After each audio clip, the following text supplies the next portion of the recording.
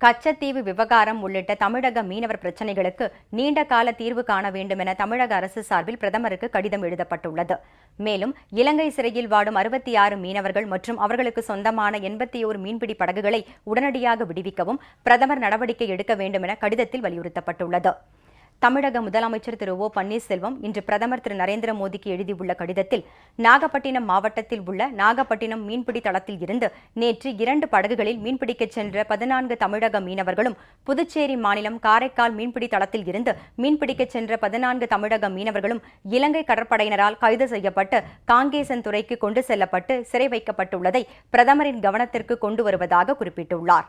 இலங்கை சிறையில் வாடும் 38 தமிழக மீனவர்களையும் மீனவர்களுக்கு சொந்தமான 79 படகுகளையும் உடனடியாக மீட்க தேவையான நடவடிக்கையை மத்திய அரசு மேற்கொள்ள வேண்டும் என கடந்த 5ஆம் தேதி தமிழக சட்டப்பேரவையில் கருத்தொருமித்த தீர்மானம் நிறைவேற்றப்பட்டுள்ள நிலையில் இச்சம்பவம் நடந்திருப்பது துரதிருஷ்டவசமானது.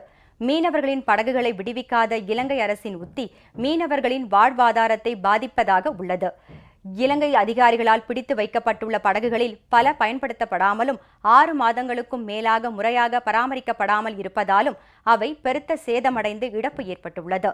தமிழக மீனவர்கள் தங்களின் பாரம்பரிய மீன்பிடி பகுதியான பாக் நீரிணை கடற்பகுதியில் அமைதியான முறையில் மீன்பிடி தொழிலை செய்யும் போது கைது செய்யப்பட்டு கொடுமைக்கு ஆளாகும் நிகழ்வுகள் அடுத்தடுத்து நிகழ்ந்த போதெல்லாம் பறிமுதல் செய்யப்படும் அவர்களின் படகுகளை விடுவிக்காத நேர்மையற்ற தீய நோக்கத்துடன் கூடிய உத்தியை இலங்கை அரசு கடைபிடித்து வருவதை சுட்டிக்காட்டி பிரதமருக்கு பலமுறை புரட்சித் தலைவி அம்மா கடிதம் எழுதியுள்ளார். இந்த சூழ்நிலையில் இலங்கையில் சிறைப்பிடிக்கப்பட்டுள்ள தமிழக மீனவர்களையும் அவர்களது படகுகளையும் விடுவிக்க இலங்கை தரப்பில் நடவடிக்கை எடுக்கப்படுமானால் தமிழகத்தில் உள்ள இலங்கை மீனவர்களையும் அவர்களது படகுகளையும் விடுவிப்பதற்கு தேவையான நடவடிக்கையை தமிழக அரசு மேற்கொள்ளும் என வெளியுறவுத்துறை செயலாளருக்கு கடந்த 6ஆம் தேதி தமிழக அரசு தலைமைச் செயலாளர் எழுதியுள்ள கடிதத்தில் குறிப்பிடப்பட்டுள்ளதை சுட்டிக்காட்ட விரும்புவதாகவும், ஆனால் தற்போதைய தமிழக மீனவர்கள் மற்றும் அவர்களது படகுகள் சிறைப்பிடிக்கப்பட்டிருப்பது இலங்கையில் உள்ள தமிழக மீனவர்கள் மற்றும் அவர்களது படகுகளை விடுவிப்பது தொடர்பான இலங்கை அரசின் உள்நோக்கம் கவலை அளிப்பதாகவும் முதலமைச்சர் குறிப்பிட்டுள்ளார். தொன்று தொட்டு இந்தியாவின் ஒருங்கிணைந்த பகுதியாக இருந்த கச்சத்தீவை மீட்க வேண்டும் என்பதிலும் பாக் நீரிணை பகுதியில் நமது மீனவர்களின் உரிமைகளை நிலைநாட்டுவதிலும் தமிழக அரசு உறுதியுடன் உள்ளது.